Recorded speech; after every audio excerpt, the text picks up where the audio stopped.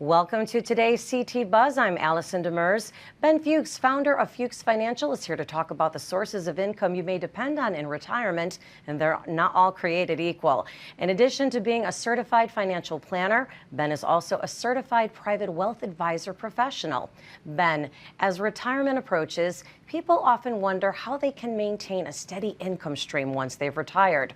What should people be looking at, and what are the pros and cons of the possibilities? Well, unfortunately, there's a ton to look at, and there's a lot of possibilities. But the base for most people's retirement is Social Security, and then you might have employer plans if you're lucky enough to have a pension. You might have 401k, 403b, 457, you have an IRA, and from there you take all of your income. And how you do that and how you set that up is really crucial. For people who have been saving for their retirement, how do they turn their savings into continuous income? Well, this is the area that we as a firm really focus on. I mean, we work with people who are either getting ready to retire or are retired. And one of the things that we want to do is get people comfortable with the idea of spending their own money. So the investments that we use are meant to generate income, generate interest without touching the principal. And when people see that, it makes them more comfortable spending their own money. Otherwise, they're just afraid to do it and they don't do anything in their retirement, and that's not what we want. So it's important to have a diversified plan and make sure that we're generating that income. Why is diversifying so important? So if you are one of the majority of people who have never touched their 401k since they started, you were put into something called a target retirement date plan, which means that every year as you get older, they sell more of your stocks and they buy more bonds, but all of your investments are wrapped up into one mutual fund. So if the market drops, it might be a little safer than some other investments, but it's still going down. We need to spread that across different distinct buckets. When we manage money, we have a bucket that is meant to generate income that we've already talked about, and then behind that we have a safety net. So when the market crashes, we know it will crash, it's just a matter of when, we have a safe place to pull from.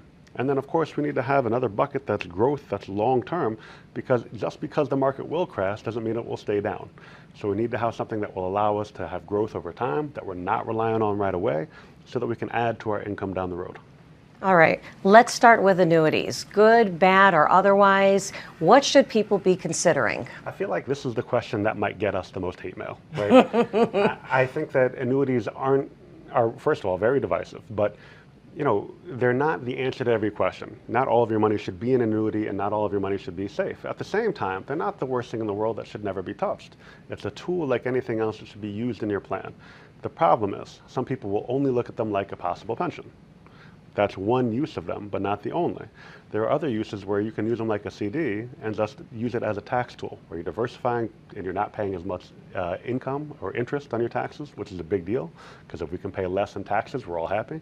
So there are different reasons to use them, but not all good, not all bad. Okay. You mentioned 401ks and IRAs. What are the differences? So a 401k is a retirement plan that's sponsored by your employer, which means you only have like 20 investment options because they don't want to get sued by having you put your money in the wrong thing. In an IRA, you've got over 5,000 stocks. You can use annuities, you can use structured notes, you can use real estate investment trusts. There are all kinds of different types of investments that you can use for income, for safety, for other tools that you don't have in a 401k. And it does not cost you any taxes to move the money from a 401k into an IRA. How about the differences between traditional IRAs and Roth IRAs? Okay. So in the short time that we have, because I could talk forever on this. Yeah. A traditional IRA, somebody that puts money in gets the deduction that year. And the Roth, you don't get a deduction at all. But inside of the Roth, any money that grows and compounds and builds is all tax-free as long as certain conditions are met. The longer that you're going to put your money in somewhere to invest and leave alone, the better you are, the more likely, the better it is to put that money into a Roth IRA.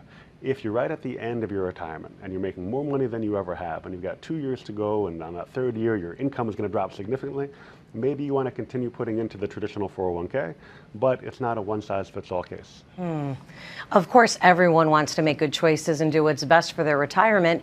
That's why it's really worth talking with a professional. Yeah, you know, us. But, you know, let's be clear, we might not be the right fit for everybody, and that's okay. But if you're getting close to retirement and you're worried about Social Security or minimizing your taxes or how you're going to generate a paycheck for yourself when you've retired, that's where we fit in. That's right. You can reach out to Fuchs Financial to learn more.